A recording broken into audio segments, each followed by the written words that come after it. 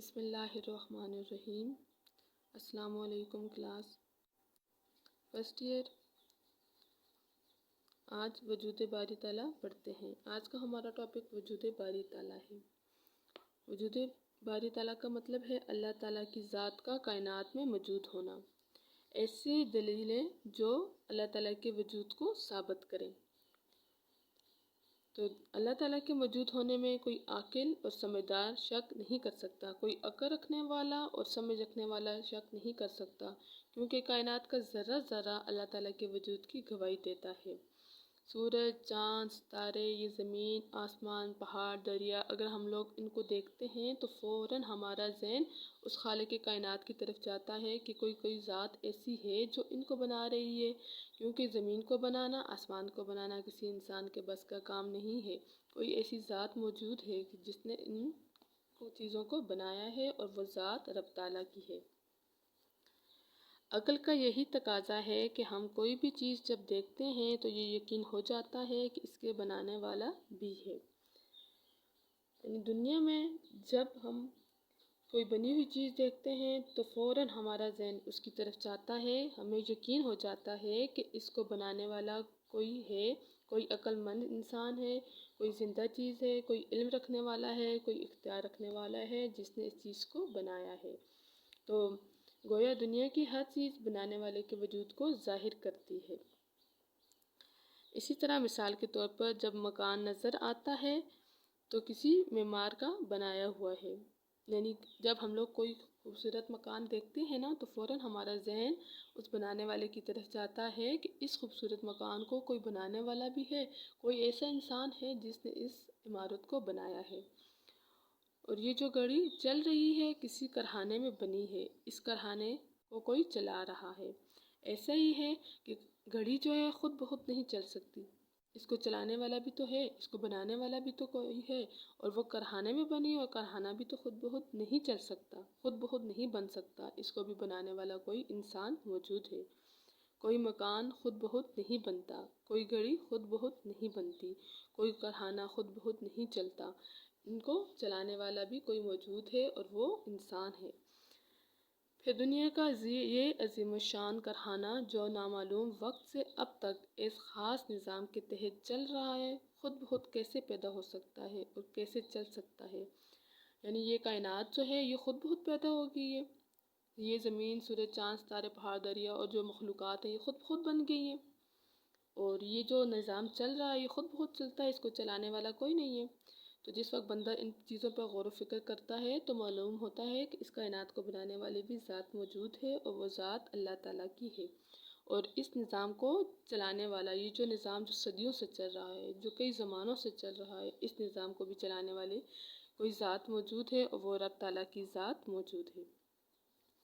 زمین ایک خاص وقت میں سورج کے گرد اپنا چکر پورا کرتی ہے۔ پورے 24 گھنٹے کا چکر دن میں تخلیق کائنات، دن اور رات کی تخلیق کا باعث ہے۔ آج تک اس میں ایک سیکنڈ کا فرق نہیں پڑا۔ ستارے اپنے وقت پر ابھر آتے ہیں، اپنے وقت پر نکلتے ہیں، اپنے وقت پر نظروں سے غائب ہو جاتے ہیں، اپنے وقت پر غائب ہو جاتے ہیں، کبھی وہ اپنی رفتار نہیں بھولتے۔ ایسا نہیں ہے کہ ستارے نکل جائیں اور پھر ان کو غروب ہونے کا، غائب ہونے کا پتہ ہی نہ ہو، سورج نکلے اور سورج کو اپنے غائب ہونے کا وقت کا پتہ ہی نہیں ہو۔ سورج اپنے وقت پر نکلتا ہے اور اپنے وقت پر غروب ہوتا ہے۔ اس طرح اللہ تعالیٰ قرآن مجید میں ارشاد فرماتے ہیں، مَا تَرَىٰ فِي خَلْقِ الرَّحْمَٰنِ مِن تَفَاوُتٍ فَارْجِعِ الْبَصَرَ هَلْ تَرَىٰ مِن فُطُورٍ۔ ترجمہ: تو اللہ تعالیٰ کی صنعت میں کوئی فطور نہیں دیکھے گا، پھر نگاہ ڈال کر دیکھ لے، کہیں تجھ کو خلل نظر آتا ہے؟ یعنی اللہ تعالیٰ کی صنعت بنائی ہوئی چیزوں میں کوئی فرق نہیں دیکھے گا، پھر تم اس چیزوں کو دیکھ لو تو تمہیں کوئی خلل نظر آتا ہے، کوئی فرق نظر آئے گا؟ نہیں، کیونکہ اللہ تعالیٰ نے جن چیزوں کو پیدا کیا ہے وہ چیزیں ایک مقرر نظام کے تحت، ایک نظم و ضبط کے تحت وہ چل رہی ہیں۔ ایسا نہیں ہے کہ کوئی چیزیں اپنے وقت کے علاوہ کسی اور وقت میں طلوع بھی ہوں اور غروب بھی ہوں، اپنے وقت کے علاوہ کسی اور وقت پر آئیں اور اپنے وقت کے علاوہ کسی اور وقت پر چلی جائیں۔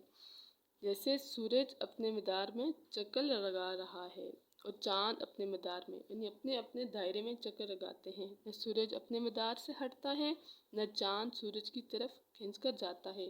تو بچوں کبھی ایسا ہوا کہ سورج کی جگہ چاند نکل آئے اور چاند کی جگہ سورج آ جائے، سورج نکلے اور غروب ہی نہ ہو، اسی طرح چاند آئے اور چاند کبھی پھر دوبارہ واپس ہی نہ ہو، ایسا بھی نہیں ہوتا۔ سورج اپنے وقت پر طلوع بھی ہوتا ہے اور اپنے وقت پر غروب بھی ہوتا ہے۔ سورج کی جگہ کبھی چاند نہیں لیتی اور چاند کی جگہ کبھی سورج نہیں لیتا، اور نہ کبھی ایسا ہوتا ہے کہ رات آتے آتے رک جائے، اور نہ کبھی یہ کہ دن جاتے جاتے رہ جائے۔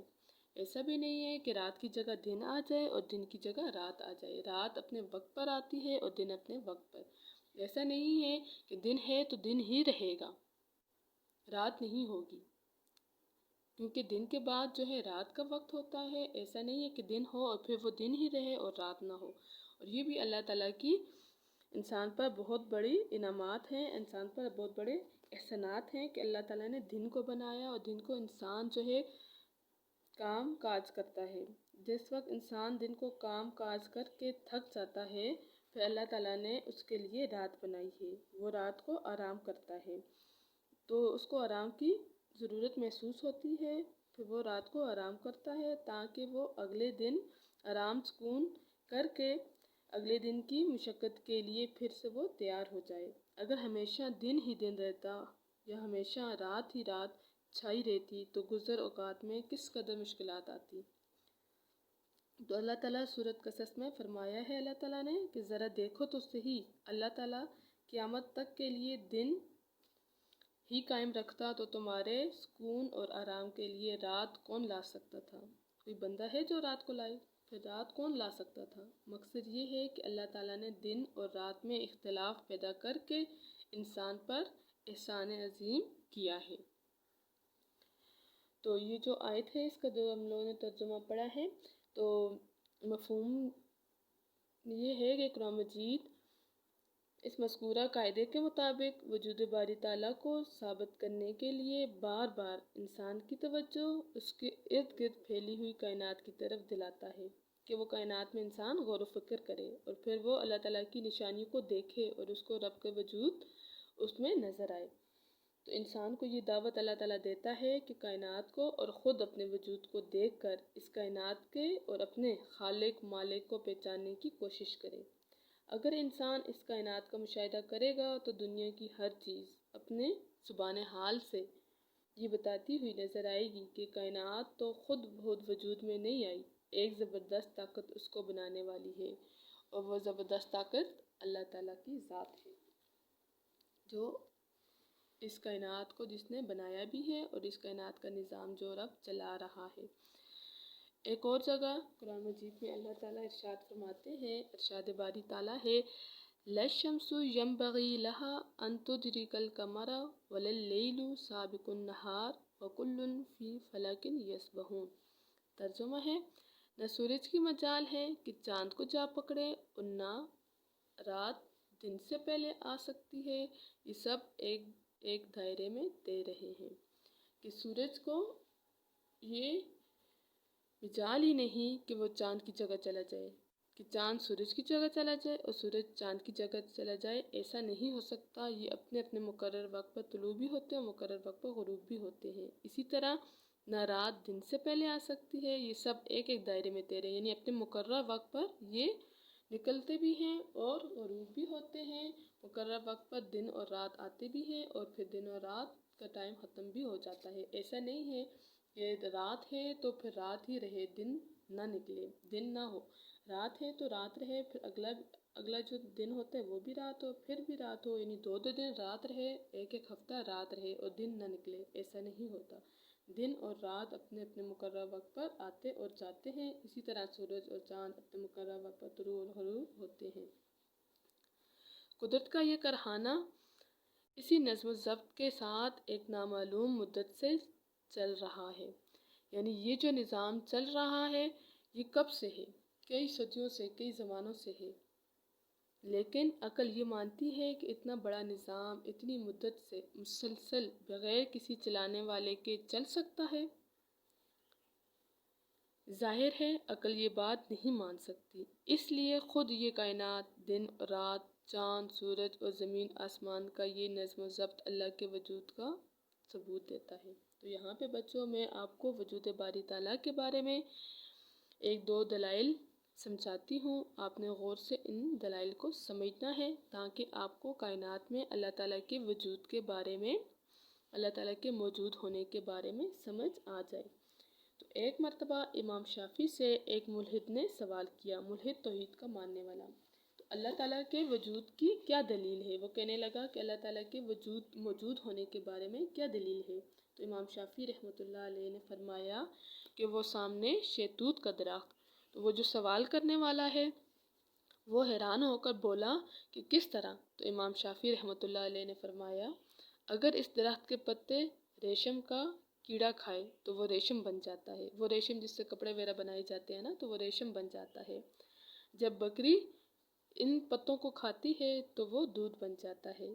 لیکن کیا یہ عقل میں بات آتی ہے کہ یہ جو حقیر سے پتے ہیں ان میں یہ خصوصیات خود بہت آ گئی ہیں کہ کوئی ان کا پیدا کرنے والا بھی ہے اور ان میں تبدیلی لانے والا بھی ہے؟ تو امام شافعی رحمۃ اللہ علیہ نے فرمایا کہ وہ ایک ذات ہے، وہ ذات جو ہے رب تعالیٰ کی موجود ہے۔ تو یہ رب تعالیٰ کے موجود ہونے کے بارے میں۔ تو ایک اور یہ تو ہو گیا امام شافعی رحمۃ اللہ علیہ کا۔ اب امام ابو حنیفہ رحمۃ اللہ علیہ کی دلیل۔ امام ابو حنیفہ رحمۃ اللہ علیہ نے ہر ایک سے سوال کیا کہ اگر کوئی شخص تمہارے سامنے یہ بیان کرے کہ ایک کشتی میں نے دیکھی ہے جو بغیر ملاح کے، یعنی بغیر کشتی چلانے والے کے، وہ کشتی خود بخود دریا کے ایک کنارے سے دوسرے کنارے تک پہنچ رہی ہے، تو اس کے متعلق کیا رائے قائم کرو گے؟ لوگوں سے امام ابو حنیفہ رحمۃ اللہ علیہ نے کہا کہ تم لوگوں کا اس بارے میں کیا خیال ہے کہ ایک کشتی بغیر چلانے والے کے دریا کے ایک کنارے سے دوسرے کنارے چلی گئی ہے؟ تو لوگوں نے کہا کہ یہ ناممکن ہے اور عقل کے خلاف بات ہے کہ ایسا نہیں ہو سکتا۔ تو امام ابو حنیفہ رحمۃ اللہ علیہ نے فرمایا کہ تمہیں خود بخود چلنے والی کشتی کا تصور تم لوگ نہیں کر سکتے، تو اتنے بڑے جو کارخانہ کائنات ہے، یہ جو بڑا کارخانہ قدرت ہے، اس کے متعلق تمہارا کیا خیال ہے؟ یہ بغیر کسی خالق مالک کے خود بخود چل سکتی ہے؟ خود بخود چل رہی ہے؟ عقل نہیں مانتی نا کہ یہ اتنا بڑا جو کارخانہ قدرت ہے، اتنی بڑی کائنات ہے، اس کو بنانے والی بھی کوئی ذات ہے، اس کو چلانے والی بھی کوئی ذات ہے، یہ بغیر کسی خالق مالک کے خود بہت تو نہیں چل رہی، اور وہ ذات رب تعالیٰ کی موجود ہے جس نے اس کائنات کو بنایا بھی ہے اور وہ اس کا نظام چلا رہا ہے، وہ ذات رب تعالیٰ کی موجود ہے۔ اسی طرح انسان کے جسم میں روح، پھول میں خوشبو وغیرہ ہمیں نظر نہیں آتی ہے کہ جسم میں روح ہم دیکھ سکتے ہیں نظروں سے؟ نہیں دیکھ سکتے، روح تو جسم میں موجود ہے لیکن ہمیں نظر نہیں آتی۔ اسی طرح پھول میں خوشبو موجود ہوتی ہے لیکن ہم لوگ نظروں سے خوشبو کو نہیں دیکھ سکتے، وہ خوشبو کس حالت میں ہے، کس طرح ہے، خوشبو ہمیں نظر نہیں آتی، لیکن پھر بھی اس سے ہم لوگ انکار نہیں کرتے، جسم میں روح سے بھی ہم لوگ انکار نہیں کرتے، اور پھول میں جو خوشبو ہے اس سے بھی ہم لوگ انکار نہیں کر سکتے۔ لیکن ان چیزوں کو بھی بنانے والا کوئی ہے، وہ کسی نے ان چیزوں کو بھی بنایا ہے اور وہ رب تعالیٰ کی ذات ہے، وہ ان چیزوں کو بنانے والی موجود ذات رب تعالیٰ کی ہے۔ تو اس سے ظاہر ہوتا ہے کہ اللہ تعالیٰ کا وجود انسانی فطرت کے عین مطابق ہے۔ اللہ تعالیٰ قرآن مجید میں ارشاد فرماتے ہیں اِنَّ فِي خَلْقِ السَّمَاوَاتِ وَالْأَرْضِ وَاخْتِلَافِ اللَّيْلِ وَالنَّهَارِ لَآیَاتٍ لِأُولِي الْأَلْبَابِ۔ ترجمہ ہے بے شک آسمانوں اور زمین کی پیدائش اور رات دن کے بدلتے رہنے میں عقل والوں کے لیے نشانیاں ہیں۔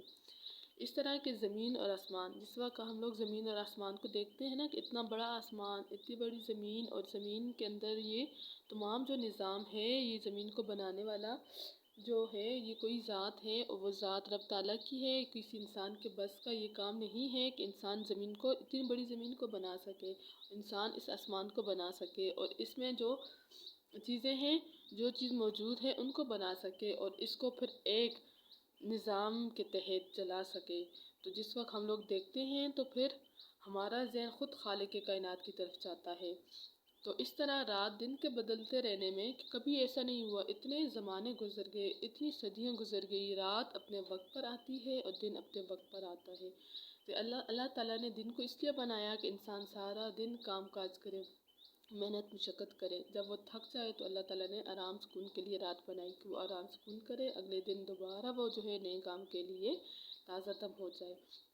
تو جس وقت ہم لوگ رات اور دن کے بارے میں، زمین اور آسمان کو دیکھتے ہیں تو غور فکر کرتے ہیں، تو ہمیں اللہ تعالیٰ کی ذات اس میں، اللہ تعالیٰ کی ذات کا وجود اس میں نظر آتا ہے۔ تو یہ جو ہے عقل والوں کے لیے نشانیاں ہیں۔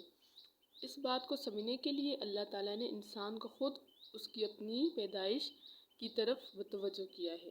سوچو، اگر یہ بات سمجھ میں آ جائے تو پھر اس پر یقین کر لو، شک و شبہ میں مت پڑو۔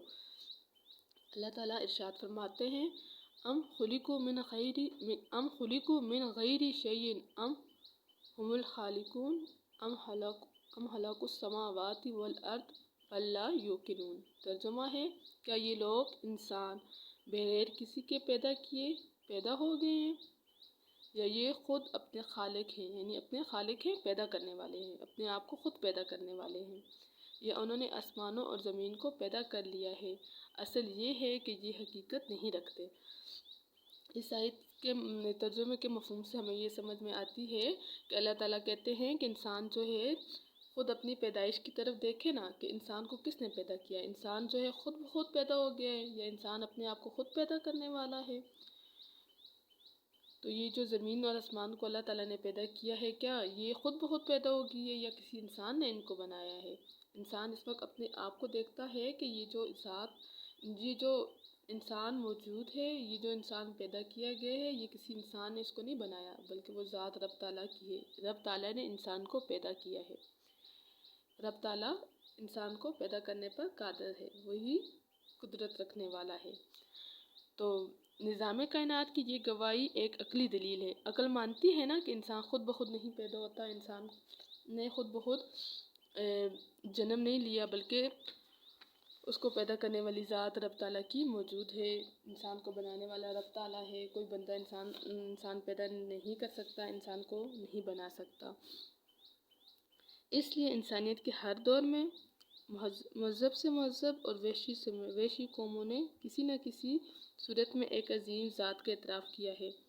یہ انسانیت کے دور میں نہیں، ہر زمانے میں، ہر دور میں، ہر قوم نے ایک مہذب سے مہذب یعنی عزت رکھنے والی، ہر تہذیب والی قوم اور وحشی سے وحشی یعنی نڈر جو قوم ہے، انہوں نے کسی نہ کسی صورت میں ایک ذات کا اعتراف کیا ہے، ایک بنانے والی ذات کا یعنی ایک خالق کا اعتراف کیا ہے، کہ انہوں نے اس چیز کا مانا ہے کہ کوئی ہے جو ان کو بنا رہا ہے، جو ان کو پیدا کر رہا ہے، جنہوں نے ان کو بنایا ہے، ان کو تخلیق کیا ہے، مانتے ہیں۔ اور وہ مختلف صورتوں میں، جیسے وہ پوجا کرتے ہیں کبھی بتوں کی، کبھی سورج کی، کبھی چاند کی، کبھی آگ کی پرستش کرتے ہیں، آگ کو پوجتے ہیں۔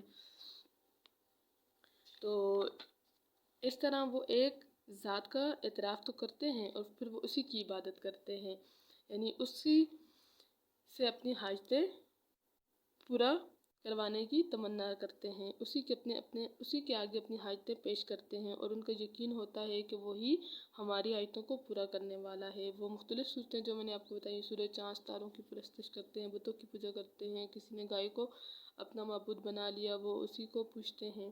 تو آثار قدیمہ کی تحقیقات سے یہ بات واضح ہو جاتی ہے کہ دنیا کی مختلف گوشوں میں بسنے والی وحشی اقوام، جن کی فکری سطح بہت کم تھی، وہ بھی کسی نہ کسی شکل میں اللہ تعالیٰ کے وجود کے قائل تھی، اللہ تعالیٰ کے وجود کو وہ بھی مانتی تھی۔ اس سے ظاہر ہوتا ہے وجود کو تو مانتی تھی، لیکن باقی تمام جو اور چیزیں ہیں ان پہ یقین نہیں رکھتی تھی۔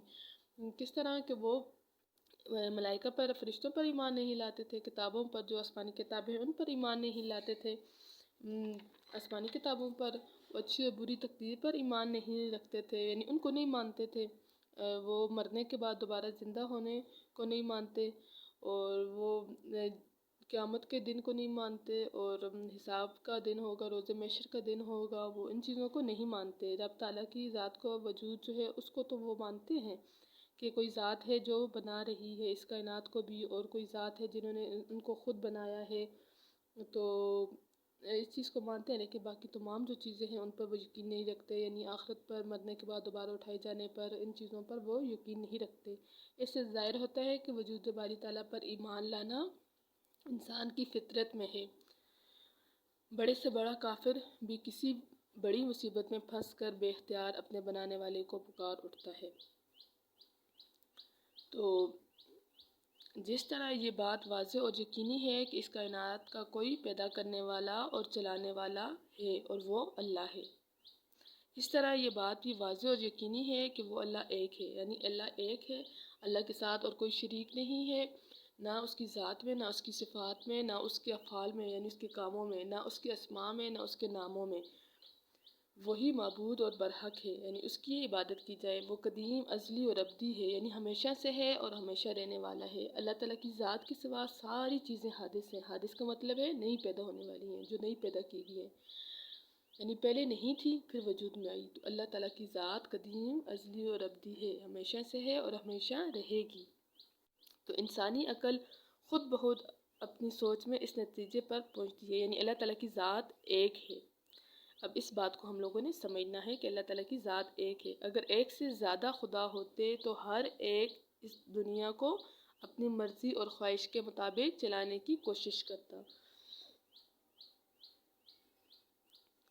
تو اللہ تعالیٰ سورۃ ابراہیم میں ارشاد فرماتے ہیں کہ کیا تمہیں اس اللہ کی ہستی میں شک ہے جو تمام زمین اور آسمان کا بنانے والا ہے؟ تو ایک کشمکش شروع ہو جاتی اور اس کھینچا تانی میں دنیا کا نظام درم برم ہو جاتا، دنیا کا نظام تباہ و برباد ہو جاتا۔ تو اس کا یہ مطلب ہوا کہ کائنات میں اگر ایک خدا کے علاوہ اور بھی خدا موجود ہوتے، یعنی دو خدا موجود ہوتے، تو ایک خدا کہتا کہ کائنات کا نظام میرے ارادے سے، میرے طریقے پر چلے، اور دوسرا خدا کہتا کہ کائنات کا نظام، یہ کارخانہ قدرت میرے طریقے سے، میرے مرضی کے مطابق چلے۔ تو اسی طرح پھر دونوں کے طریقوں کے مطابق اگر یہ نظام چلتا تو پھر یہ کائنات کا نظام تباہ و برباد ہو جاتا۔ تو کیونکہ ایک اپنی مرضی سے چلاتا ایک خدا اور دوسرا خدا اپنی مرضی سے چلانے کی کوشش کرتا، تو درمیان میں کائنات کا نظام کیا ہوتا؟ تباہ و برباد ہوتا۔ ایسا بھی نہیں ہو سکتا تھا۔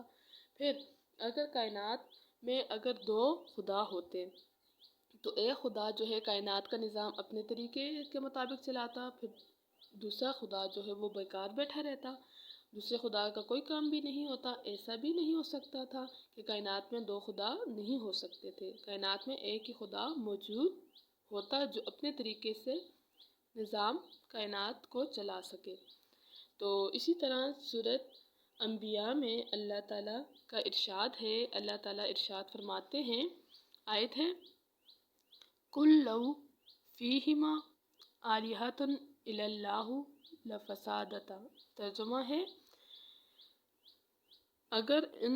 اگر ان دونوں زمین اور آسمان میں اللہ کے علاوہ اور معبود ہوتے تو ان دونوں زمین اور آسمان میں فساد برپا ہو جاتا۔ ایسا ہے کہ اگر زمین اور آسمان میں ایک خدا کے علاوہ کوئی اور بھی خدا ہوتے تو زمین اور آسمان کا جو نظام ہے، جو ایک نظم و ضبط کے تحت چل رہا ہے، ایک باقاعدگی کے ساتھ چل رہا ہے، وہ نظام تباہ و برباد ہو جاتا، دنیا کا نظام درم برم ہو جاتا۔ اس لیے کائنات میں صرف ایک ہی خدا کی ضرورت ہے، ایک ہی ذات کی موجودگی ضروری ہے، وہی اس کائنات کا نظام اچھے طریقے سے چلا سکتا ہے، وہ رب تعالیٰ کی ذات ہے۔